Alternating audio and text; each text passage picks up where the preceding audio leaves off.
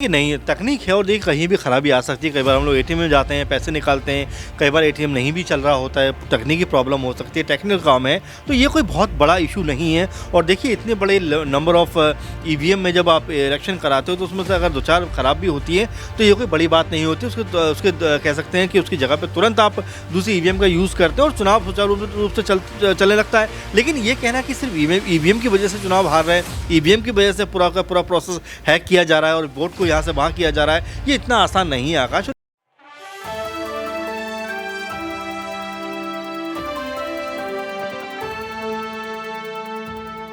नमस्कार, आप देख रहे हैं नेक्स्ट 9 न्यूज़ पॉलिटिकल बाइट। मैं हूं आपके साथ आकाश त्रिवेदी।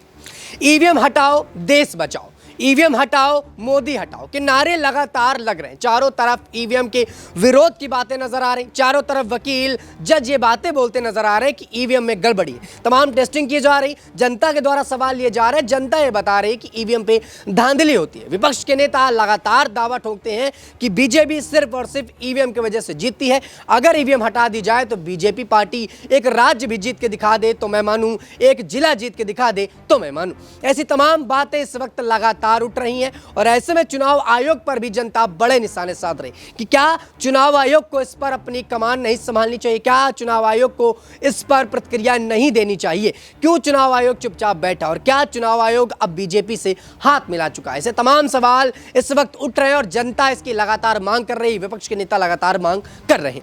ऐसे में जो सवाल है उनके जवाब जानने के लिए हमारे साथ हमारे सहयोगी अमन जी जुड़े, उनसे जानने का प्रयास करेंगे। अमन जी, जिस प्रकार से ईवीएम को लेकर पूरे देश में हल्ला मचा हुआ, विपक्षी पार्टी के नेता, कई वकील सुप्रीम कोर्ट के ये दावा कर रहे हैं कि ईवीएम पर गड़बड़ी होती है। सुप्रीम कोर्ट में आए दिन ये मामला पहुंचा है, कई बार सुप्रीम कोर्ट में यहाँ पर विपक्ष के नेता याचिका दायर करते हैं कि ईवीएम हटाइए, बैलेट पेपर से चुनाव कराइए। क्या लोकसभा चुनाव में ईवीएम हटना जरूरी हो गया? क्या सचमुच ईवीएम की धांधली अब आम बात हो गई है? देखिए आकाश, और ये बात बीते कई सालों से सुनने को मिल रही है। ऐसा नहीं कि जो कांग्रेस पार्टी के लोग ये बात कहते हुए नज़र आते हैं। मुझे याद है कि जब लगातार 2 चुनाव जो है अडवाणी जी के नेतृत्व में बीजेपी हारी थी, तब भी ये बात निकल के सामने आई थी कि क्या ईवीएम की वजह से बीजेपी हार रही है, और अडवाणी जी ने तो बाकायदा इसको लेकर स्टेटमेंट भी जारी किया था। तो ये बात लगातार पहले से चली आ रही है। अगर इस बीच की बात करें तो आप कांग्रेस पार्टी के नेता ये बात कहते हुए नज़र आते हैं कि भाई बीजेपी ईवीएम के ज़रिए चुनाव जीत रही है, लेकिन जहाँ पर वो चुनाव जीतते हैं वहाँ पर कुछ नहीं कहते। आप हिमाचल जीतते हो, आप जो है तेलंगाना जीतते हो, आप कर्नाटक जीतते हो, और तमाम राज्यों में दूसरी पार्टियों की सरकार आती हैं। तो ये बात मेरे ख्याल से उतनी बेहतर लगती नहीं है जितनी बेहतर तरीके से इसको रखा जाता है कि सारा कुछ खेल ईवीएम की वजह से हो जाता है। तो बड़ा सवाल यही है कि 2014 में भी ईवीएम से मतदान हुआ था, उस समय तो सरकार कांग्रेस पार्टी की थी। तो लॉजिकली बात अगर देखा जाए तो इसको लेकर अभी जो चुनाव आयोग भी कह चुका है और तमाम सारे लोग कह चुके हैं कि ऐसी गड़बड़ी की संभावना ना के बराबर है। क्योंकि इतना बड़ा लोकतंत्र है, अगर बैलेट पेपर से चुनाव कराया जाएगा तो बड़ी मुश्किल होगी इसको लेकर, और इसीलिए तकनीक का इस्तेमाल किया जाता है। और देखिए तकनीक का जो कह सकते हैं कि अपडेट वर्जन हर एक जगह पे कहीं ना कहीं यूज़ होता हुआ नज़र आता है। कई बार ऐसा होता है कि छोटे छोटे देशों का आप एग्जांपल देते हो, लेकिन वहाँ पर बैलेट से चुनाव कराना आसान होता है, छोटी आबादी है, तुरंत उनमें गिनती हो जाती है। लेकिन भारत जैसे देश में जहाँ पर देखिए आप 150 करोड़ के आसपास की आबादी लगभग होने जा रही है, वहाँ पर ये चीज़ होना मेरे ख्याल से अब उतना तर्कसंगत नज़र नहीं आता। ये होगा बेहतर कि आप बैठिए, साथ में देखिए प्रोसेस क्या होता है, उसका किस तरह से हो सकता है, क्या बाकी उसमें कुछ गुंजाइश है, अगर जो गुंजाइश अगर आपको लगती है तो उसके ऊपर क्या कुछ हो सकता है, इसके ऊपर ज़रूर बात करिए। लेकिन हाँ, ये कह देना कि सब कुछ जो है ईवीएम की वजह से हो रहा है, मुझे लग रहा है कि विपक्ष का एक तरफा जो है आरोप है, और इस आरोप में जो है पहले से लगता चला आ रहा है। पहले बीजेपी विपक्ष में थी, वो आरोप लगाती थी, आज कांग्रेस पार्टी विपक्ष में, तो वो इस तरह की बातें करते हुए नजर आती है। लेकिन ईवीएम को लेकर बैठक होनी चाहिए, बैठ के बात करना चाहिए। सत्ता पक्ष और विपक्ष ऐसा माहौल जो बना रहे हैं कि ईवीएम की वजह से सारा चुनाव जो है एक तरफा हो जा रहा है, मेरे ख्याल से सही तरीका नहीं, क्योंकि जनता बड़े इमोशन से वोट देती है, जनता काम को देखकर वोट देती है। अगर जो है ईवीएम के नाम पर इस तरह की चीज़ें होने लग गई तो ये लोकतंत्र के लिए खतरनाक चीज़ है। वाकई में दुनिया के सबसे बड़े लोकतंत्र में अगर बैलेट पेपर से चुनाव करवाए जाते हैं तो मुसीबतें आ सकती हैं। 146 करोड़ से ज़्यादा की जनसंख्या वाला ये देश अगर यहाँ पर बैलेट पेपर के सहारे बैठता है तो चुनाव कराने में लंबा समय जाता है, इसलिए तकनीक का इस्तेमाल किया जाता है। लेकिन उस तकनीक में खराबी की जो बातें हैं उसको लगातार रखी जाती है। कहा जाता है कि जब प्रधानमंत्री का फ़ोन हैक हो सकता है तो फिर यहाँ पर ईवीएम हैक क्यों नहीं हो सकती। हर वो तकनीक जो बनाई जाती है वो बिगाड़ी भी जा सकती है और उसमें सुधार बनाई भी की जा सकती है, उसको हैक भी किया जा सकता है। यहाँ पर लगातार इस बात के सवाल उठते नजर आए, लेकिन अब एक प्रोटेस्ट जारी हो गया है इस बात को लेकर, जगह जगह धरना प्रदर्शन चालू हो गया है। कुछ लोगों का यह मानना है कि बीजेपी ईवीएम की धांधली करती है, अगर ना करे तो जीत नहीं पाएगी। हालांकि इस बात को लेकर चुनाव आयोग कई बार अपनी प्रतिक्रिया दे चुका है कि ये एक बड़ी प्रक्रिया है और इतनी जल्दी इतना बड़ा काम नहीं हो सकता। पूरे देश से ईवीएम मशीनों को हटाना, जगह जगह बैलेट पेपर की व्यवस्था कराना, ये एक बड़ी चुनौती है और इतनी बड़ी चुनौती को इतनी जल्दी करना आसान नहीं होगा। वहीं कांग्रेस पार्टी के नेताओं का ये मानना है कि अगर एक बार आप बैलेट पेपर से चुनाव करा के दिखाइए, अगर बैलेट पेपर से चुनाव आपने कराए उसके बाद बीजेपी जीती तो हम मान जाएंगे कि बीजेपी ईवीएम में धांधली नहीं करती है, क्योंकि बैलेट पेपर से चुनाव लड़ाए जाएंगे तो बीजेपी के पास कोई एजेंडा नहीं रहेगा, बीजेपी के पास यहाँ पर हैक करने जैसी कोई चीज़ें नहीं रहेंगी, दबाव की कोई चीज़ें नहीं रहेंगी। बैलेट पेपर पे जहां मोहर लगाई जाएगी वहीं जाएगी। विपक्ष का ये मानना है कि वोट यहाँ पर अगर कांग्रेस को डाला जाता है तो वो कमल पे जाता है, अंगूठा यहाँ दबाओ फल वहां जाता। तो इस बात की लगातार कवायद जारी है। ऐसे में सर, मेरा अंतिम सवाल आपसे रहेगा, ईवीएम की धांधली को लेकर जनता भी अब कई बार बोलने लगी है। कई बार जंतर मंतर में देखा गया कि लोग धरने पर बैठे, कई बार यहाँ देखा गया कि जो सुप्रीम कोर्ट के वकील रहे उनका ये मानना है।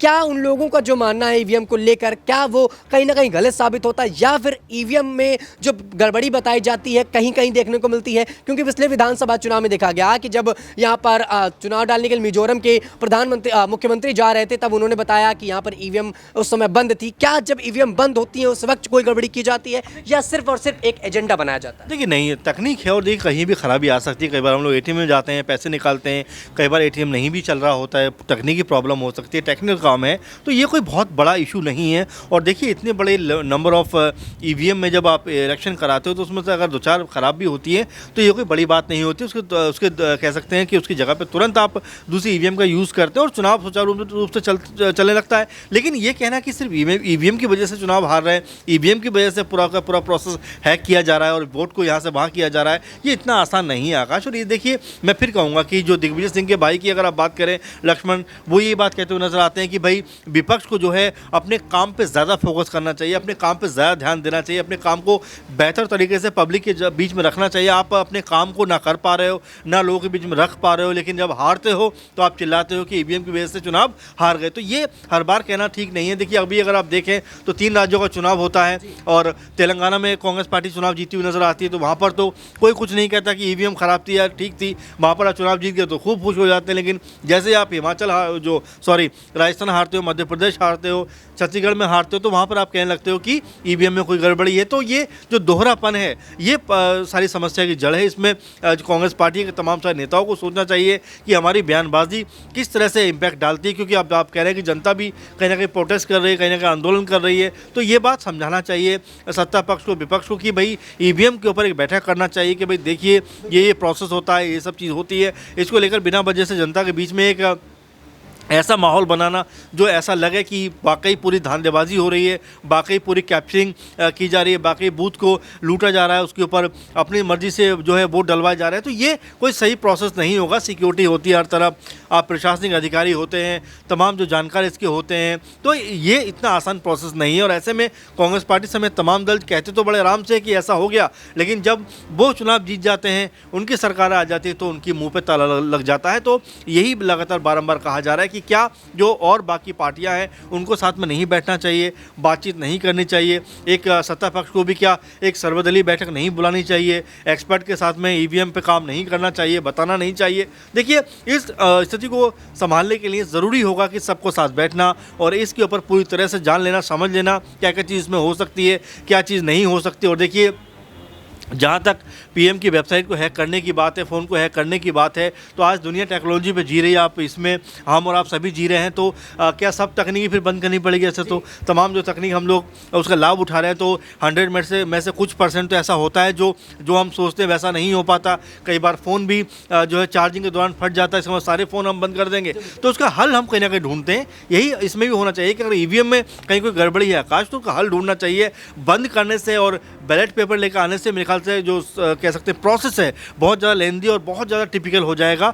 और इसी से बचने के लिए ईवीएम आई थी, लेकिन ईवीएम पर अगर ऐसे सवाल उठेंगे तो मेरे ख्याल से सत्ता पक्ष को भी तमाम जो विपक्षी दलों के साथ बैठना पड़ेगा और बताना पड़ेगा कि इसमें सही क्या है, गलत क्या है, आप कहाँ गलत हो, हम कहाँ सही है, तब जाकर इस समस्या का निजात मिल सकता है। वाकई में देखिए ईवीएम को लेकर जो धांधलेबाजी की खबरें आती हैं, जो यहाँ पर विपक्ष पार्टी इल्ज़ाम लगाती है, उसके लिए एक बार बैठक करनी चाहिए। जब सीटों को लेकर बैठकें हो सकती हैं, जब देश के अंदर सदन में बैठकर अन्य दलों के बारे में बातें की जा सकती हैं, राज्यों के बारे में बातें की जा सकती हैं, तो ईवीएम जो इस वक्त देश का सबसे बड़ा मुद्दा बना हुआ है, उसके बारे में बैठक क्यों नहीं की जा सकती। सदन के अंदर इस बात को रखा जा सकता है, पूछा जा सकता है, विपक्ष अपनी बातों को रखे, सत्ता पक्ष अपनी बातों को रखे, लेकिन ऐसा होता नजर नहीं आता। ऐसा लगता है कि विपक्ष भी इस बात से खुश है कि ईवीएम को लेकर हम खुद की हार को छुपाते हैं, बीजेपी शायद इस बात से खुश है कि ईवीएम के नाम पे ही सही हम चुनाव तो जीतते हैं। तो कहीं ना कहीं दोनों ही पार्टियों को ये ऐसा लग रहा है कि ईवीएम की वजह से उनको कोई दिक्कत नहीं, जनता परेशान है तो बनी रहे, जनता में भ्रम जा रहा है तो जाता रहे, हमें उससे फर्क नहीं पड़ता। और वाकई में देश की राजनीति में ये लगातार देखने को मिल रहा है। जनता की किसी को नहीं पड़ी, हर नेता अपना राजनीतिक फायदा देख रहा है। हर राज्य में हर जगह यही देखा जा रहा है, चाहे वो सत्ता पक्ष हो चाहे वो विपक्ष हो। लगातार इन मुद्दों को लेकर बातें करना शायद उनके लिए ठीक नहीं माना जा रहा। वो इन मुद्दों पर बात नहीं करते, बात करते हैं तो हिंदू मुस्लिम पर, बात करते हैं तो लोकसभा चुनाव की जीतने के लिए, और बात करते हैं कि राम मंदिर में हमने इतना काम किया, और बात करते हैं कि राम मंदिर हम नहीं जाएंगे। यानी कि जो पॉलिटिकल पार्टीज है वो सिर्फ और सिर्फ अब एजेंडे के रूप पर रह गई हैं, जनता से उनको कोई मतलब नहीं। और ईवीएम के मुद्दे पर भी सेम टू सेम यही देखने को मिल रहा है। दर्शकों, देखना अब ये भी होगा कि ईवीएम की धांधली की खबरें जो आ रही हैं आखिर कब बंद होगी। क्या जब चुनाव आएंगे तब ईवीएम की बातें उठेंगी? क्या विपक्ष और सत्ता पक्ष कभी बैठ के ईवीएम के मुद्दे पर बात नहीं करेगा? इस पूरे मुद्दे पर आप अपनी क्या राय रखते हैं नीचे कमेंट सेक्शन में हमें जरूर बताइएगा। फिलहाल के लिए इतना ही। देश दुनिया की तमाम खबरों से जुड़े रहने के लिए आप देखते रहिए नेक्स्ट 9 न्यूज़ पॉलिटिकल बाइट।